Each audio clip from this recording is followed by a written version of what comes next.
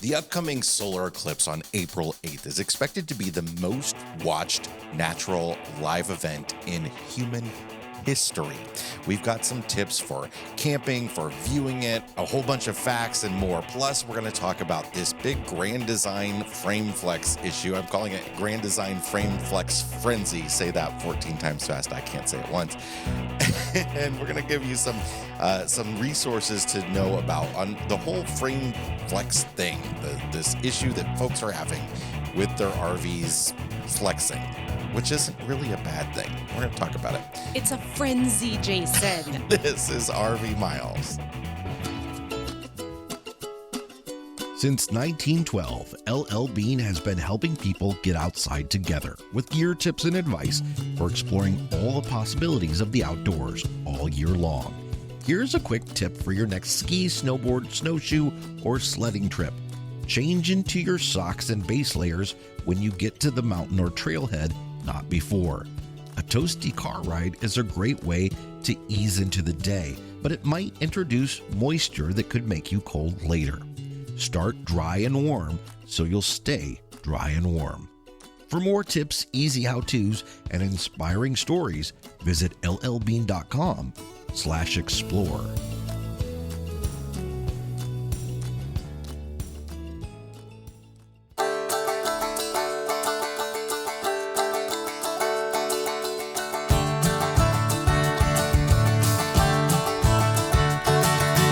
Welcome to episode number 310 of the RV Miles podcast. I'm Jason. And I'm Abby, and we are two RVers who, along with our three boys, Jack, Ethan, and Henry, have been crisscrossing North America on one epic road trip since 2016. Here at RV Miles, we talk all things RV and outdoors, from industry news to frenzies, solar eclipses, and so much more. We're excited to be back this week. We did take a week off last week, a much needed week off, but we're back and ready to roll here. We've had a whole lot of crazy weather around here. It's gone down to like 12 degrees and it's currently like 70 degrees. It's been absolutely wild, as it has been for many of you across the country. I know California might be getting like 20 feet of snow around Yosemite, 10 feet, 20 feet. Don't quote me on that. It's been a while since I read the article. I think it's 10 feet of snow around in the Sierra Nevada, which is still, 10 feet is over everybody's head. Even Jack's, even our 6'4" son. Yes. If you're watching this, you might notice that RV Miles has a little bit of a new microphone setup. And when you change up my environment, I am really struggling. We have, if you've been watching Jason's news videos, we have the arms now. It's kind of actually what we used to have when we first began. I keep leaning down into it like, hi, I'm here. But I'm what's so great excited to talk to all of you. is these move around so well that I can get really close in here and move it without moving my head. This is nice. like the last episode where you made me stand up to do the podcast. Now you've She doesn't like stuff changing on her. I get so comfortable in my world, and now you've put these new microphones and these new headphones on me. And this is going to be welcome to Abby's awkward episode. If you're watching this, I'm going to be incredibly awkward today. It probably doesn't sound a whole lot different yet. I have to do like so much processing of our voices when we record in this studio, because it is like an incredible echo chamber. So once we get this thing built out, we're going to have a lot more sound absorption and stuff. And it's just taking some time. One of these days we'll get there. One of these days. Hey, I wanted to kick off the show this week talking about this whole frame flex thing. I don't even want to call it grand design issue, but this is where it has come up. And I talked a little bit about this on a news video recently. But in the time since, there's been a lot of really great reporting from two folks in particular. Our friend Josh Winters, Josh the RV Nerd, who was just on the show, of course, did a really great video on this subject where he went and talked to manufacturers. He talked to a lot of folks who own RVs that have had this issue. And he talked to a lot of dealers and all that sort of stuff. And then JD from Big Truck, Big RV, Big RV YouTube channel, he did several videos on this, but he's actually gone and done interviews with the folks at Lippert. Lippert manufactures the vast majority of frames that are put onto RVs in the RV industry. So there's a whole lot of information out there now about this. Because the thing about this that has always bothered me is like, there's no way to quantify it, right? We know folks are saying that it's a Grand Design issue. Grand Design is up there with the top selling manufacturers of fifth wheels, right? And particularly a lot of YouTubers own Grand Designs. There was a time, Grand Design has been bought by Winnebago. I'm not going to make a judgment on what that means about them. Grand Design has been owned by Winnebago for several years now. But Grand Design was really touted big time by a lot of YouTubers and a lot of full-timers several years ago, back when they were an independent company, as somebody who really stood behind their warranty and made a really good product. And I think a lot of the issues we're hearing about, because all the issues we're hearing about are on big, heavy fifth wheels. That's what we're talking about here. We're talking about issues on the frames of the big, heaviest fifth wheels out there. My concern has been, are we hearing more about Grand Design because Grand Design has sold a lot of them, right? And maybe everybody's having this problem. And, I think there is an element to that. But so what JD found out when he talked to Lippert was that Lippert says, of course, they're the manufacturer of the frame, so take them with a grain of salt, that that less than 0.1% of fifth wheels are having this problem. And they seem to be very open and honest about this, and that the ones that are having problems tend to be the very heaviest. They often tend to be full-timers, which is an important distinction, I think, even though that some of these RVs are specifically warranted for full-time use. When Josh did his video, he talked to a lot of owners, and JD did sort of the same thing. And, found a lot of the complaints about this issue, not all of them, but a lot of the complaints about this issue were second owners. So who knows what happened to that RV before it was sold. A lot of the folks that have had this issue perhaps may have been overloaded for a significant period of time. And that's a real big concern and a real big distinction. So what frame flex is really frame failure is what we're talking about. And it's when the frame isn't really carrying the load of the unit very well, and it's flexing out of spec, which means a weld is broken somewhere, something's not attached right, something like that. And what happens when you get frame flex, usually one of the biggest signs of it is your fiberglass starts cracking. So many of us have seen on our rigs or on somebody else's where the fiberglass is cracking near a slide, or there's a big crack running down the fiberglass on the side of the unit. And that's often because the frame isn't holding it properly. So there's a whole lot of reasons that this all could be happening. And I feel like I'm not saying anything specific here, because that's the problem, is that there are really no great specifics about this. But I do think that to some extent, this has become something that is a little bit, I don't want to say it doesn't, it exists. It's a problem folks are having. I've talked to dealers that have seen an increase in this happening. But I feel like social media has made this sound like something bigger than it is. Yes. Social media has made it sound like something bigger than it is. And it's okay to say that. I think the biggest way that you judge information as it comes in, or I should say that I judge. I'm not going to talk about how you do it. I'm going to talk about how I do it. The biggest way I look at information like this, or information in general, because there are so many different ways that we can absorb information, is I first look at the source. And there are a lot of sources out there in the RV world that every time there is a major issue, what a surprise, their rig has it. Mm-hmm. Their lifestyle has it. They are a part of the drama. And if you have a piece of content, a creator that you're getting content from, that you're getting information from, and it seems like every single dramatic thing that scores a lot of clicks or a lot of likes or a lot of watches, and they seem to have it every single time, that to me is a red flag. That to me says that this particular creator is really following what's trendy right now. And what's most important to them is to continue to keep you watching. Let's not joke. We all like drama. There is a reason why reality television outsurpasses like all other forms of television at this point. How much longer are we going to watch Real Housewives just go off into the desert for camping so they can all fight with one another? And people love this stuff. I love this stuff. I'm not going to pretend like I am the exception, but it's really important to remember that those are manufactured realities. Yeah.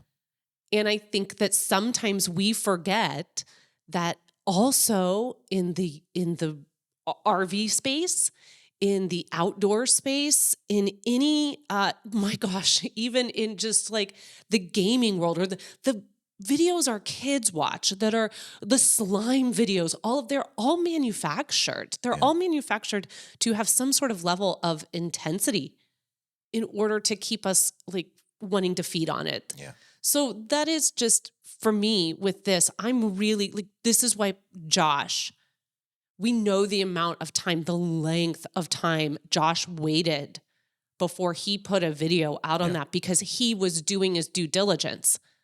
And I really commend him for that because for a lot of people, the knee-jerk reaction can be, I have to get this out before everybody else. Exactly. Okay, I've got this, so I've got to get it. And I really appreciate creators like Josh and like Big Truck, Big RV who have stepped back and who are gathering, as journalists should do, are gathering the information, vetting sources, looking for patterns, and then coming and saying, this is what I want to share with you. And I hope that they reap the fruits of that and everyone goes and watches these videos because they're worth watching. But I know, especially just, I don't know JD, but I do know Josh. Yeah. Well, and I know for Josh, this isn't about clicks. And they're two of the biggest channels on YouTube. And I think that is nice to see that folks that tend to be trustworthy get that kind of respect. And I don't want to make it sound like this isn't an issue. It's an issue. And I know there's some people listening to this podcast that have had this issue. Yeah. I feel like it is probably an issue that has increased recently too. But to what extent is the question. There's two big things though that I'm coming away from this thing from, and I it's not over, right? There's going to be more to come on this for sure. The two big things that I'm taking away, one is that I am shocked at how little collaboration there is between Lippert, who is the chassis manufacturer, and the RV manufacturer. Mm-hmm. And JD really opened my eyes to this a lot, where it's like a lot about, the manufacturer of the RV speccing what they want and Lippert building that to, an engineered spec to carry the weight it's supposed to carry and all that. But they give guidelines to the manufacturer, whether that's Grand Design or Keystone or whoever, as to how the house portion of this unit should be attached to that frame and how much weight it can carry and what parts and all that sort of stuff. But that's where it's left. Mm-hmm. And ultimately it's up to the manufacturer. So some people have speculated that, well, perhaps it's really what's happening here is that there's one or two models of Grand Designs that just weren't getting attached properly. And, there needs to be a recall or something on that. The other thing that I'm taking that's kind of blowing my mind about this is nobody's heard boo from Grand Design about it. Yeah. Grand Design has made no statement on this. And in fact, there have been some folks who have suggested or insinuated or maybe proven, and I don't know this yet, that when they've had this issue fixed by Grand Design has required them to sign a non-disclosure agreement about it, so they don't, talk about what happened, what the fix was, and anything like that. So I don't like that. There are a lot of concerns around that for me. look, I think Grand Design does make a lot of good products. Um, I think they need to address this issue and they've got the stats on this, right? They can show whether it's an issue or not. Maybe it's not an issue. And the fact that they're not saying anything kind of speaks volumes, I think. I mean, it would be great if, they give someone like you or Josh or JD an email, or all three of you, and invite you up there and open the door and let you guys in and talk to the news and talk to people that are really trying to bring the information forth on this from a neutral perspective. And I think that is another thing too with all of this. When it's you, when it happens to you, it is so frustrating. I feel for everyone that is dealing with this. And it's very hard to stay neutral when you're the one being impacted. Yeah. And there are certainly, I can't, this is such a small peanuts compared to what people are dealing with their rigs. But when I was struggling with my role in America's National Parks podcast, and I was really struggling with some of the negativity that was coming into it and everything that I was feeling from it, I had to step away from it. I have stepped away from it. I had to get out of it because I couldn't accurately do my job. I couldn't professionally come in there because I was so emotionally overwhelmed by all of it, because I was feeling just so frustrated. And I can't imagine, trying to, being a creator, or even just being someone who has a YouTube channel, and trying to put together something on this on my own rig and being able to be fully objective. I know people can do it. I know probably at the end of the day, I could do it if I had someone checking me, but I think emotions are really real for some people in this, and that has to be addressed. And I think it's so disappointing to me that Grand Design is not addressing this.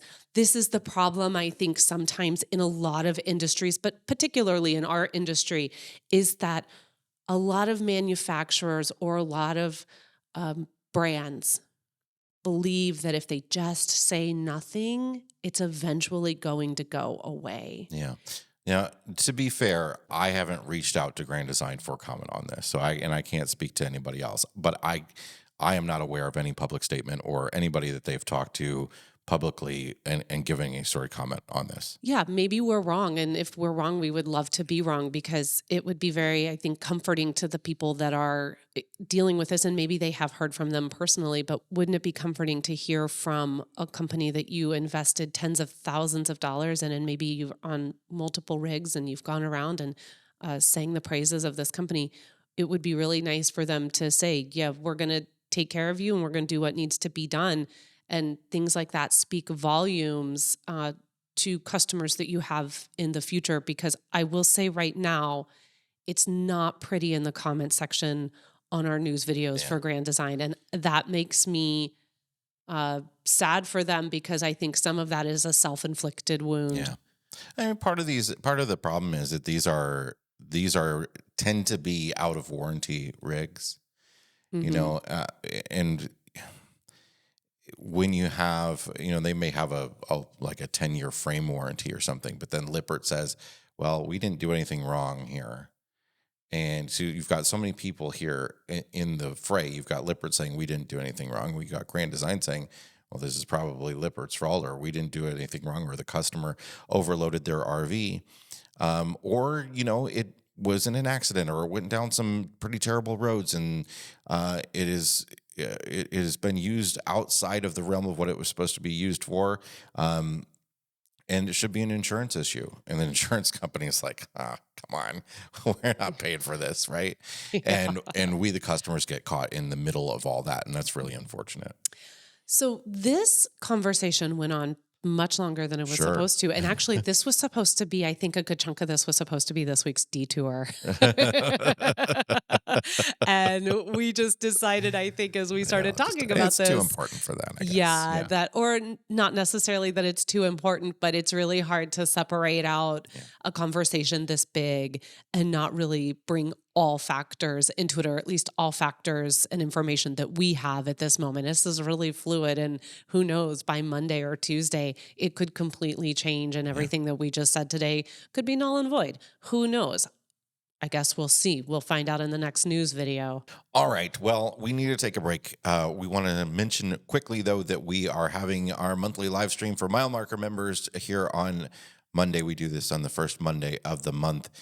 So if you're listening to this right before that happens and you're not a mile marker member yet, you can become one and join our monthly live stream. We're excited to have all you mile markers together to answer questions and chat and have fun. We always have a good time with the live streams. It's always a blast. It starts at 9 Eastern, 5 Pacific. You can just go to rvmiles.com/mile markers to sign up. It's $7 a month to be a member, or you can get 2 months free by becoming an annual member, and that's $70 for the entire year. We have a lot of really great perks for everybody, including these monthly live streams that we do, but also our Detour podcast, which is the podcast after the podcast for mile marker members, and a free subscription to what we think might be one of the best magazines, not just RV magazines, but one of the best magazines out there, period. And that is RV Today magazine. So rvmiles.com/mile markers to join us. We would love to see you at this month's live stream, or we would love to see you in April. All right. We're going to take a break and we'll be right back. We'll be right back. Chances are you've seen them on the road. That's because Blue Ox designs and manufactures the best towing products in the industry. Just look around. You'll find them on highways and campgrounds and anywhere you find people traveling in the great outdoors. Award-winning tow bars, base plates, and brakes, a full line of weight-distributing hitches, adjustable ball mounts, and a new line of fifth-wheel hitches. With Blue Ox, towing doesn't have to be a drag.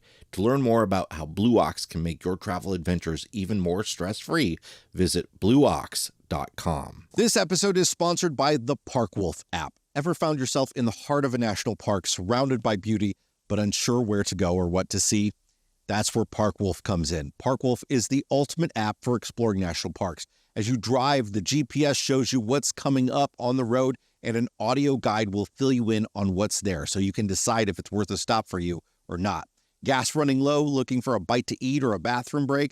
Parkwolf's got you covered. It keeps track of the nearest gas station, restrooms, food, and pullover areas. And the best part, it works without an internet connection.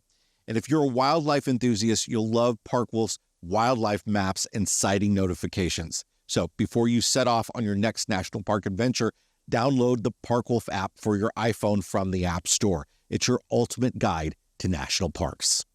We're back, and it is time to talk about the solar eclipse. As I mentioned in the top of the show, this is expected to be the most watched live natural event ever. And part of the reason for that is the path that it's taking, especially across the U.S. It's going, from Texas all the way up through, I think, somewhere in the Northeast, Maine-ish. Yeah, I got all the information. Okay. I got a whole list of fun facts here. But first, we want to say that this whole segment is a collaboration that we're doing with our friends over at RVshare, and they have an incredible amount of eclipse information on their website. It's over at rvshare.com/Solar Eclipse 2024. You can go over there and kind of find everything that we're talking about.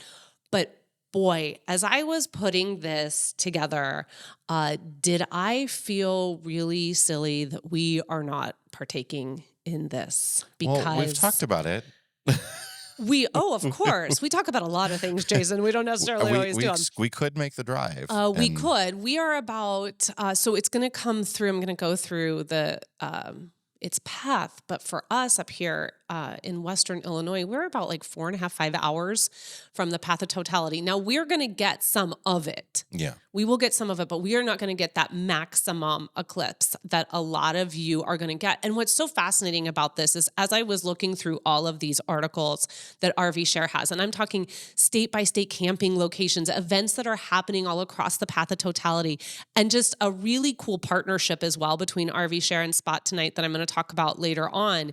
There is just so much happening. And part of that is, as Jason alluded to, the path of totality, the amount of people this is crossing. So I've got a long list of fun facts here. We're going to go through. Okay. Yeah, this is going to be a great time. This is incredible. This was so fascinating to me as I was researching this. So if you don't know, Solar Eclipse 2024 is happening on April 8th, 2024, and it is the first total solar eclipse in the continental U.S. in 7 years. The last one occurred August 21st, 2017, which we actually participated in. Let me tell you, like being in the path of totality for that was absolutely incredible. We were staying with your parents in Kansas City. We were about like an hour and a half out of the path of totality. So we just drove for the afternoon to, I think, Joplin, Missouri or something like that. Yeah, just found a St. random St. Joseph. Yeah. Found a random place to stop, just a playground,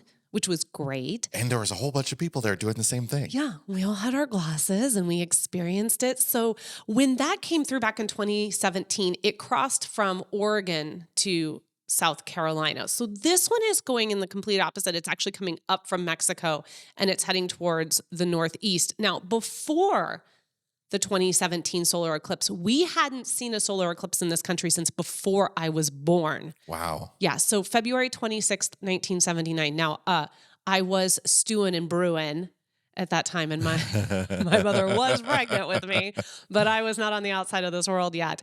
And as of April 8th, 2024, we will not see another maximum total eclipse for 20 years. Wow. So this is where my FOMO started kicking in, because I was like, do you know how old I will be before this happens again?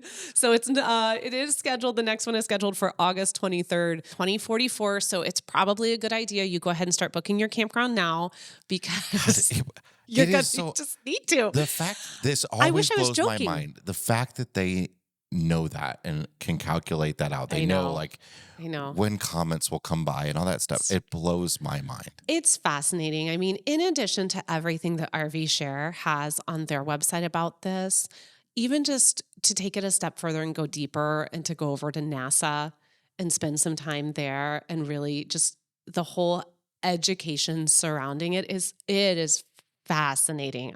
Many hours yesterday were spent reading up on all of this. So speaking of the fascination of it, a solar eclipse, there's a little bit of science for you. A solar eclipse occurs when the sun, the moon, and the earth are aligned, or in syzygy. Syzygy. Is it the dawning of the age of Aquarius? I do better in hair than I would do saying this word.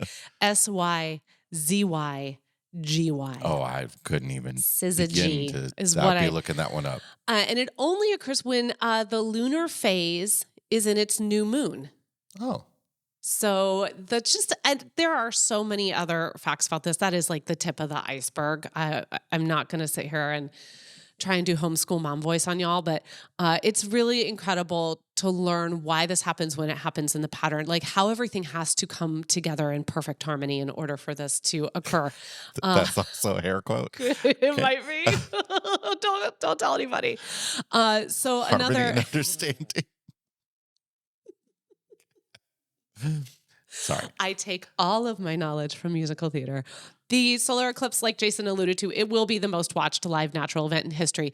The one that occurred in 2017, the path of totality was home to 12 million people. This time it's home to 32 million. Wow. So, and that is largely because the path is going to go through large cities in Texas, Indiana, Ohio, and New York. So here is the path, essentially, where you're going to see maximum. And maximum is the full and complete covering, okay? And again, this is all, what's beautiful about this RVshare site is this is all listed there. And then you can click on each individual state. And then inside each individual state is going to be information about camping and all of that for that state in and around the path of totality. So we've got Dallas, Texas, Idabel, Oklahoma, Little Rock, Arkansas, Poplar Bluff, Missouri, Paducah, Kentucky. Let me just say now, if I mess these up, don't come at me, please. Paducah is right. Not my syzygy, okay? Carbondale, Illinois, Evansville, Indiana, Cleveland. I think it's Idabel. I don't know. The Oklahoma one is the one I'm not so sure about. You think it's Idabel? I don't know. Idabel? That's fine. Both are beautiful. Idabel's actually sounds better. I like that. Yeah. Evansville, Indiana, Cleveland, Ohio, Erie, Pennsylvania, Buffalo, New York, Burlington, Vermont, Lancaster, New Hampshire, and Caribou, Maine. So you can see why 32 million, you're talking about Dallas, Cleveland. Are there a lot of people that live in Buffalo? Yeah. They got a football team. Buffalo, I know. Well, so the eclipse is going to begin. So it's going to come up through Mexico. It's going to hit Dallas first. Of the list of states I just gave you, it's going to get hit Dallas first, with the partial starting at 12:23 Central Time. It'll reach maximum eclipse at 1:42.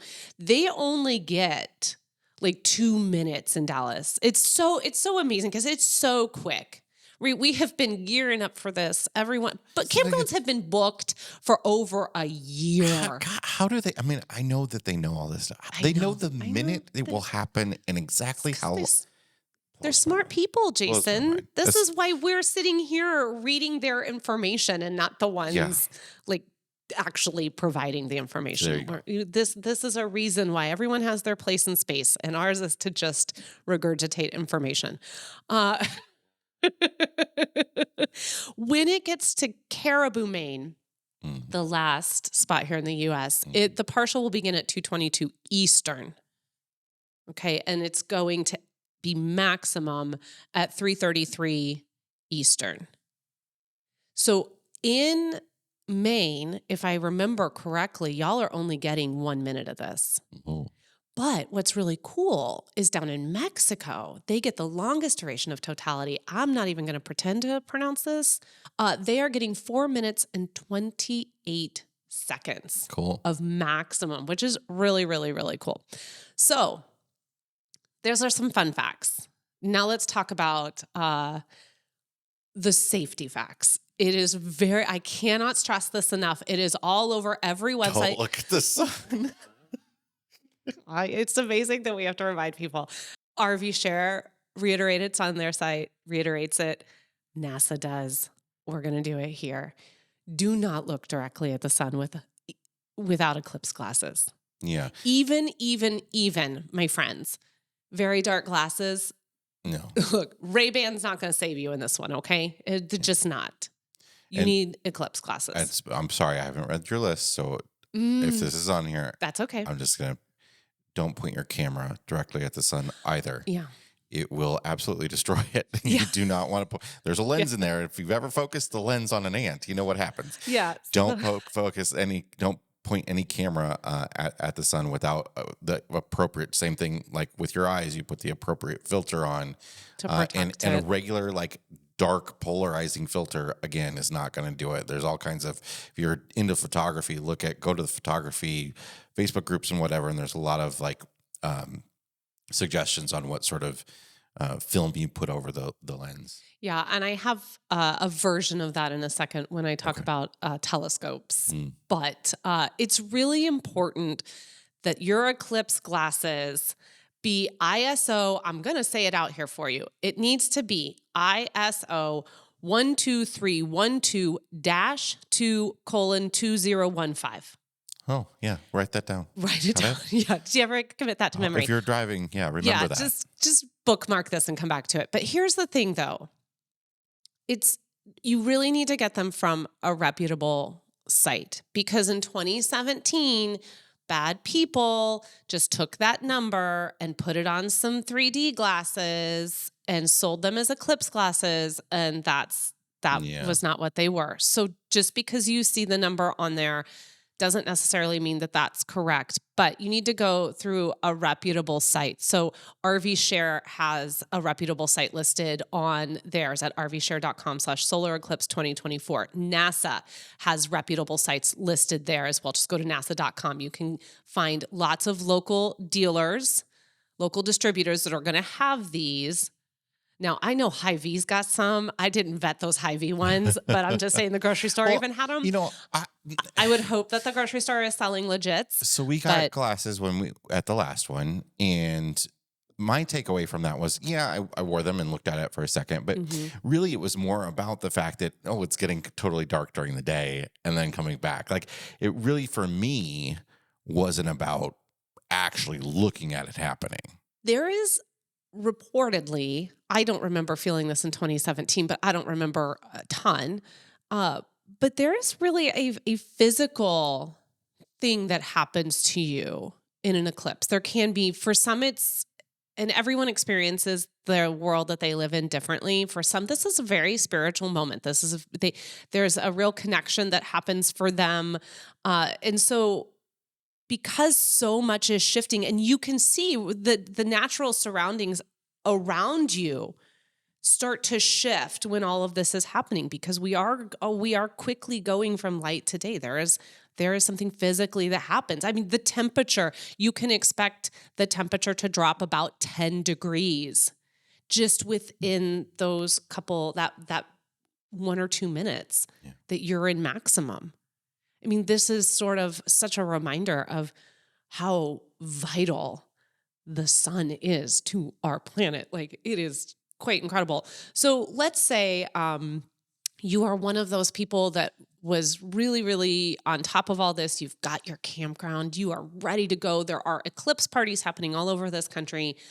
We have just a few reminders that I pulled off of RVshare to share with y'all, just for seasoned or first-time RVers, just some things maybe consider taking with you as you go to your eclipse party, you go to your sun party, you look for the harmony and understanding in all things. So first off, check the weather. Weather is wackadoodle right now. Like Jason mentioned at the top of the show, Tuesday's high here was like 19. The day before on Monday, it was 74. Today, it's like 70. I don't know what's happening. It's crazy. A lot of this path is along the route where it's not, I would normally say it's in cooler climate at this time of year. And a lot of the public campgrounds wouldn't be open yet because they still have overnight freezes and stuff like that. Some are opening early and all that sort of stuff for this event, but like you definitely want to be prepared for the fact that you might be dealing with freezing or below temperatures. Absolutely. If you happen to be somewhere where this will, the weather is going to be decent, or you don't care about the weather, you'll just bundle up. If you're traveling with kids or a group, like, bring some outdoor games. Think about ways that you're making the outdoors as much a part of this event all day for you as possible. Outdoor games, even a deck of cards or a board game, just anything to help enjoy the time outside before the eclipse, after the eclipse. Consider putting out our favorite word. Consider a charcuterie board, like laying out some food, things you can snack on throughout the day, so you're not having to run inside all the time to feed the little ones, because everybody gets hungry. Like, get a nice bottle of wine and enjoy the occasion. Like, celebrate the fact that you're doing this and you're in this path of totality and you're experiencing this miraculous thing that we're really not going to see again for 20 years. A star chart or an astronomy app to help identify stars, like after the eclipse or perhaps during. Yeah, I remember when we did this last time. I one of the greatest things to have in camping at night when you're out in the middle of nowhere is to have an astronomy app. And I remember we were looking at the moon, because you can't really see it necessarily until it gets in front of the sun. Right. So we're looking at the moon to actually kind of seeing where it's. And that kind of helps extend the experience, And especially this particular eclipse, Venus and Jupiter. I almost did it. I almost said genus and Jupiter. I can't. I down pause it all the time. So Venus and Jupiter are going to be very visible during the eclipse. So having some kind of star chart, some kind of astronomy app. If you do decide to do that and you want to bring a telescope to get a closer look, as Jason mentioned about a camera, telescopes also need a special purpose solar filter secured over the front of, secured over the front of the optics to be considered safe for use during a total eclipse. So if you're going to use any kind of magnifying device, be your camera or anything with a lens, you really need to make sure that you've got the proper lens on that, or like Jason said, we've all seen what happens to an ant. So just really keep yourself safe during all that. And then finally consider, if you don't normally keep one with you, consider purchasing an outdoor rug and bringing some blankets and pillows that you're cool with being outside, because you're going to be laying down. You're going to be looking up a lot. Yeah. So why not just like recline back, lay down, look up at the sky, enjoy your adventure. Really, really make your outdoor world a part of this. And the final thing I want to say, and I really I copy and pasted this, but I liked it. It said, during totality, take a few seconds to observe the world around you. You may be able to see a 360-degree sunset. You may also be able to see some particularly bright stars or planets in the darkened sky. The air temperature will drop, and often an eerie silence will settle around you. And I do remember in 2017, do you remember how quiet It was got? very quiet. I mean, It's like the animals, the world people, stopped. every living thing just kind of stopped. And it says it is also worth stealing a peek at the people around you Yes. during Yeah. this. And you may, and so, and this is where I got it. It says many people have a deep emotional response when the sun goes into totality. And so just, I don't know where we're going to be when Yeah. this happens, but I do think I love that idea of take a minute to just look at the world around you when this happens. Take a deep breath and just take it all in, because it's truly phenomenal. And you feel a part of something so incredibly special, and you get to see your world in a way that we don't get to see it every day. So this is really exciting. I'm so excited for so many of you who are going to be in this path of totality, this 32 million of you that they're predicting will be there for the maximum.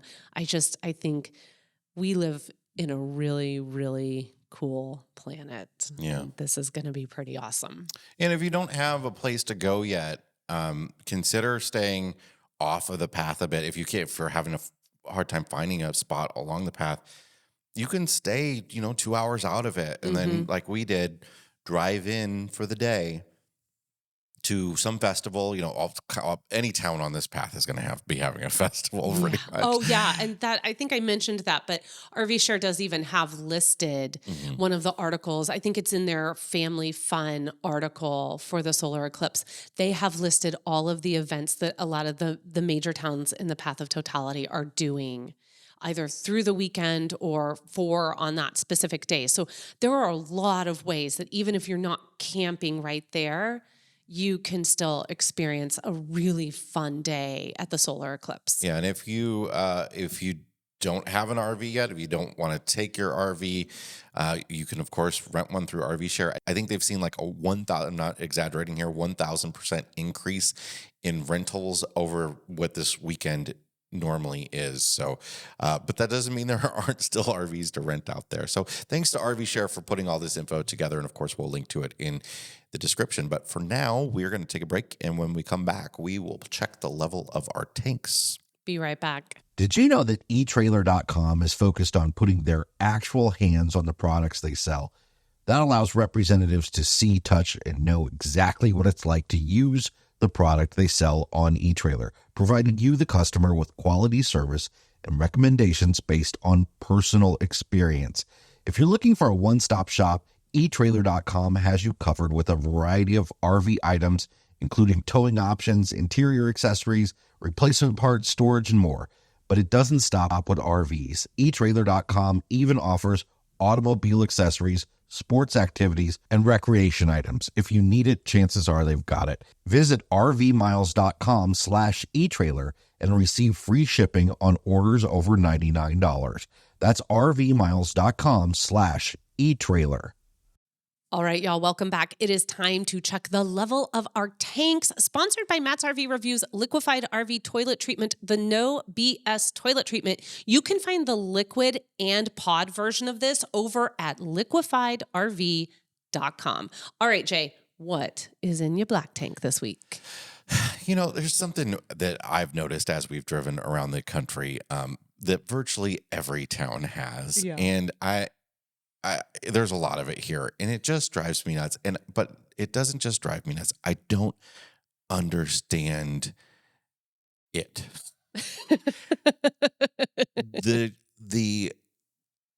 the homemade, like, paper or stapled onto a light pole signs We buy ugly houses. Yes, the We Buy Ugly Houses, the Yes. mattresses, $200, handwritten. Yeah. Hand, am- does that work on anybody? Well, If oh, let me write down this phone number. They have handwritten a sign and marker in the yellow poster board they bought from Walmart I and made a mean, sign. it worked on me when it was a garage sale, but I Yeah. don't know that I'm going to buy my insurance from anyone that just grabbed a Sharpie and went to like Office Here's Depot. my favorite is we buy diabetic test strips. Well, those Now, are a hot commodity. I don't know anything about this. Is there like some sort of precious metal in them or something? Or I'm assuming like people end up getting them through their insurance or public aid or whatever, and they don't end up using them all, and they're worth some money. And people are like, but okay, great. Is the roadside sign the effective way to buy those? Listen, I don't know. It's a little weird to me, and it's like trash. It's literally trash. if you are listening to this and you have either called one of those numbers or been one of those numbers that people can call, we would 100% love to hear from you. I'm really curious because when you brought this up, I thought, yeah, I've never really considered, like, does someone actually call Bob for insurance? You know what? I did want to sell my house, and it is ugly. So there's a phone number on this little sign that is on this intersection that I drive by that's 1 foot off the ground. Thank goodness. I'm going to stop in the middle of that intersection. I'm going to write down that phone number, and I'm going to call these folks who buy ugly houses. Do you really trust someone to put a new roof on your house when the most construction they could do was poster board on a piece of wood Do they not? shoved Do into they the not ground? have a printer that they could Microsoft Word some little thing quick and print that out? Listen, we have done our fair share of grassroots advertising. Yes. Let's. Okay. No, actually, and hey, this is what we can talk about on Detour. Okay. we will tell a couple of grassroots advertising stories. The theater industry makes you do something. That the theater industry that might include me in a Borders, back when it was Borders, doing things that Borders did not okay. You can't, you got to check your dignity at the door if you want to work in the theater industry. Especially when you're young and in your 20s and you just really want work. So if you would like to hear some of our grassroots advertising that maybe is akin to putting a sign up on like a street lamp, I have walked around and put posters up for shows, but they were professionally printed posters. We'll talk about this in Detour, but if you want to hear these stories of some of the humbling things that Jason and I have done throughout our careers for grassroots marketing, just become a mile marker member over at rvmiles.com/mile markers, and you get 2 months free if you become annual, $70 for the year, and I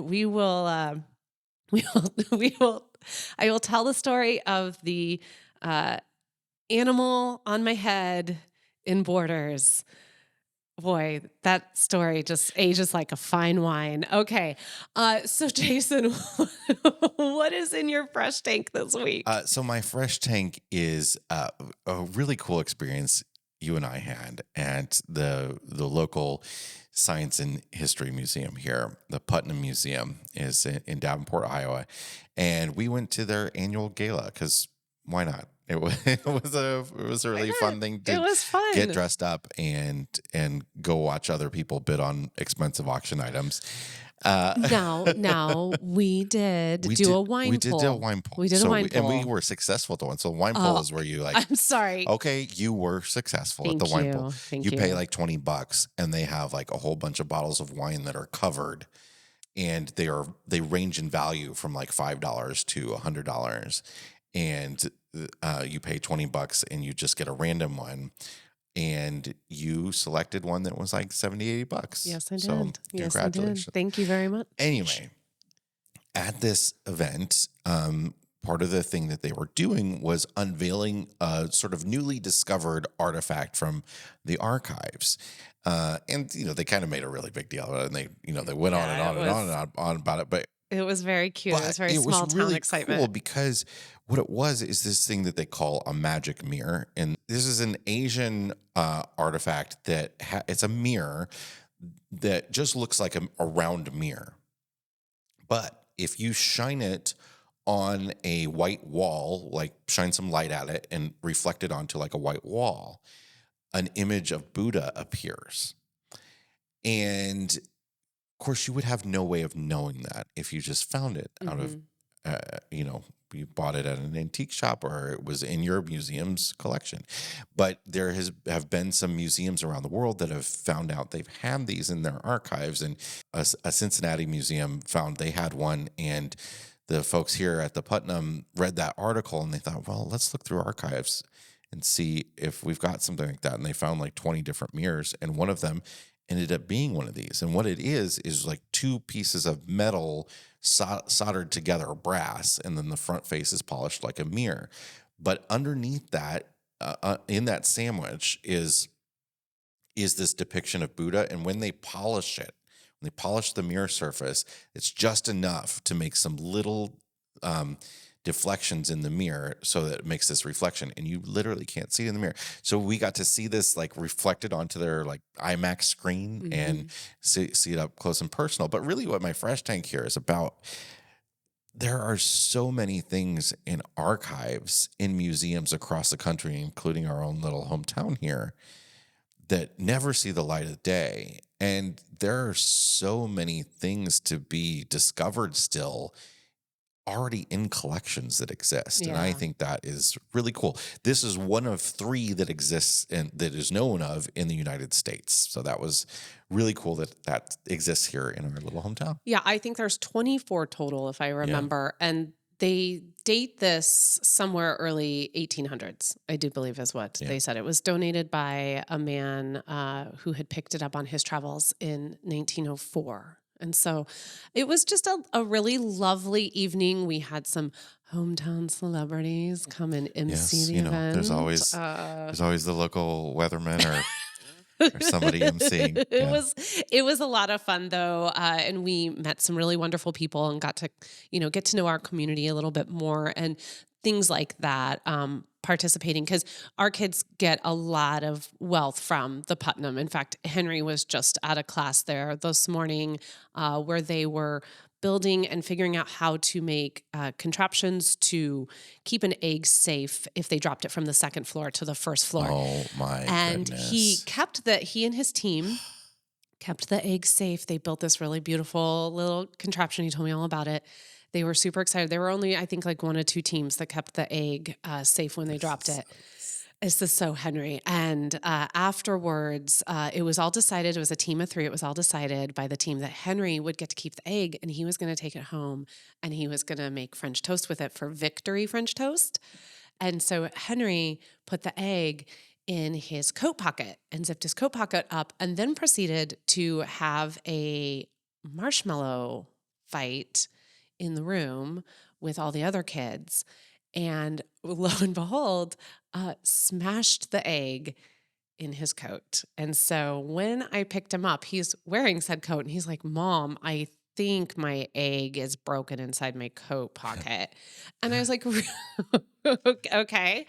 I was like, "Well, okay, could I have it?" And I took it off of him, and as soon as I could like see yolk like starting to seep through, and I was like, "Oh, yeah, you broke it." And he's like, "I know, and I was gonna make victory French toast." Yeah, that's the disappointing part. Not that somebody has to clean this coat. Yeah. So, but kudos to the Putnam for putting together events like that for kids that really spark their interest in engineering and building and science. And it's great to be able to do that with him. All right. What's in your black tank this week? So my black tank this week goes to the state of New Mexico, which is just breaking my heart that I have to black tank New Mexico, because I think it's really well known that we are big fans of that state, that we love RVing through New Mexico, visiting New Mexico. The national parks in New Mexico are wonderful. We've loved the campgrounds, and specifically why we love the campgrounds is the proximity to some of the places we like to go to, but also the affordability of their state parks and that camping pass that we have been praising for 8 years now. Well, New Mexico has decided no more. That camping pass is most likely going away. They're proposing to remove it. Yes, and we all know what proposals usually mean. That means it's happening. I went into detail in my most recent news video of all of the different changes they're looking to make, but essentially it's going to be much more expensive to camp at a state park in New Mexico. Yeah, so I'm very disappointed in New Mexico that they feel the need to, cash in on all of this. And I do think it's a cash in, because unless Elephant Butte has got some new shower heads up in that bathhouse, what I paid for it was what it was worth. That's what made them so wonderful, is that they weren't the greatest campgrounds, but they were cheap. And when you start cranking up the price on that, that's the same thing in Illinois. Illinois campgrounds are fairly affordable. I know. But they're terrible bathhouses and all that sort of stuff. And we deal with it because they're affordable, right? Can I say what cracks me up about Illinois campgrounds is one of the campgrounds is named Illinois State Beach Campground. And I would say, off the top of my head, I think 1/3 of those camp spots are on concrete parking lot pads that you just back into. It is, a big, giant rectangular parking lot. It is the most opposite of beach that I've literally, it is so not beach. There is a beach, but it's like you're camping in the parking lot. You're not even camping on dirt. You're camping in a good parking lot. There have been several things that we've covered recently happening at state parks. So there's them getting rid of this annual camping pass, which was such a great deal. And they could have just raised the price. I don't know. And then we talked about Montana recently dropping their max stay from 14 days down to 7. New York's putting a bunch of money into state parks, which is really cool. They're putting $300 million into their state parks, which is a great amount of money. But $100 million of that is going to celebrate the 100th anniversary of New York State Parks. Who cares? $100 million to celebrate an anniversary? What? Feels so on brand for 2024. But I just think that there are a lot of different ways that state parks are trying to cope with the fact that there's more people camping and that they need to, and I get it. But like New Mexico, they say, okay, well, we haven't raised camping rates in like 25 years, but New Mexico state parks are also receiving the exact same funding from the state that they were receiving like 40 years ago. It's like nothing. Yeah. The state's paying nothing. So the state park system is trying to, combat that by raising rates. And, it's not it's not the most affluent state. So, I know they've got some money issues and all that, but I think they're not calculating. We looked into all the calculations of it's expected to bring in this amount of revenue and whatever. I think what they're not calculating in that it's going to bring in this, and this is how many people don't come because it's more expensive. I think they need to go read the comments on this news video. Now I get it. Oftentimes the disgruntled ones are the ones that are going to speak up. And maybe reading the comments is not usually the best advice. I know. I'm 2 for 2 this episode. I've said read the comments twice. That is very unusual for me. I think that our state parks are in danger of becoming not an accessible place for everyone to camp. And that is not what I believe any sort of state-funded or federally funded outdoor camping spaces or programs should ever be about. Leave that to the private sector and let them, South do Dakota their thing. has that law where they aren't, the state parks aren't allowed to compete on price with the private parks. So they have to keep their prices high because of the law. Yeah. There's and weird stuff like that. It is really disappointing because we have seen a boom in this industry and we have seen so many people want to become a part of RVing and become a part of the outdoors. And what we are doing now is we are not making places for those people to feel like they too belong, because we are pricing out so many.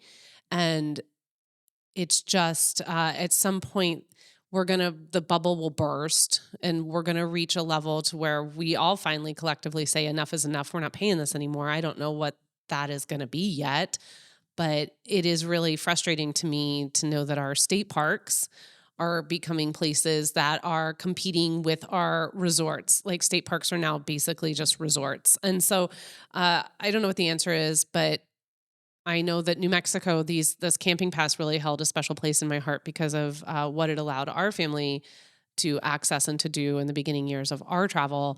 And it makes me sad to think that others may not be able to have that kind of experience like we had.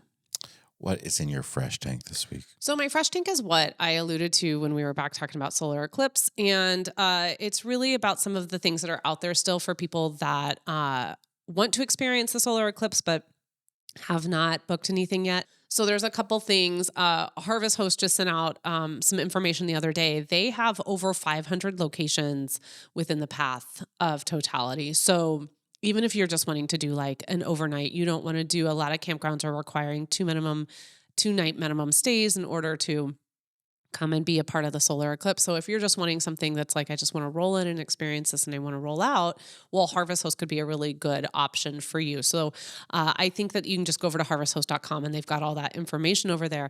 But if you're wanting to make this a bigger thing and it's just like now all the stars are aligning now for you and maybe some of your friends or family, RVshare has partnered with our spot tonight, which is Terry and his group over there, which are a really nice bunch of people. And these two companies have partnered together for campground packages for the solar eclipse for this year. And I think that what they're doing is, through Spot Tonight, you can book the campground and then they partner with RVshare, and for a set rate, you'll have that RV waiting for you at the campground and you can all in one. You don't have to stress about it. I think this is a really cool thing for people that are new to the world of RVing or who really just want to be a part of this for this one particular event. And they're not maybe RVers ever again, but you can go and have sort of this all-inclusive, totally taken care of you. Just get to the campground. It's there. You don't have to worry about it. And I know that that information is on Spot Tonight's website. It's on RVshare's website. You can go look at it.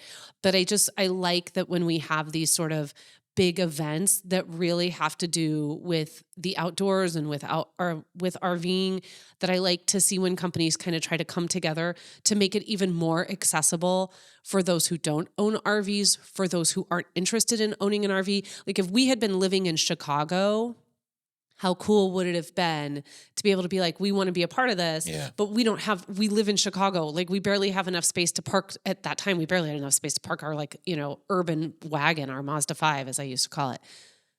We could have just, rented an RV and been able to take the kids and gone and done this and had that experience and had it all taken care of for us and then, headed back. And that is a fantastic option, because if you think about like all the levels, like Dallas, Buffalo, like it's just going through Cleveland, all these urban places where perhaps owning an RV isn't as realistic for some. Well, and if you're on the path and you're looking to make a quick buck, the flip side, you might consider renting your RV out. The flip side is that if we had maybe had our stuff together, we could have rented our RVs out and let someone go and enjoy the solar eclipse with Bexy or Sabre. That's it for this week's episode of the RV Miles podcast. Yes, it is. And hey, thank you so much for joining us. And if you are enjoying RV Miles, if you're enjoying the content that we share here and you have just 30 seconds, if you could do us a huge favor and head over to Apple Podcast And if you could leave us a 5-star review on Apple Podcast, that would be amazing. Every review that we receive just lets Apple know that this is content they want to get out in front of other people. It's the biggest way that you can kind of help the growth of the RV Miles podcast is to help us reach the new listeners that are out there. So if you'll head over to Apple, we would greatly appreciate it. But until then, until we see you next time, please stay safe. Wear your Eclipse glasses, y'all, and keep logging those RV miles. Bye-bye, everybody. Bye.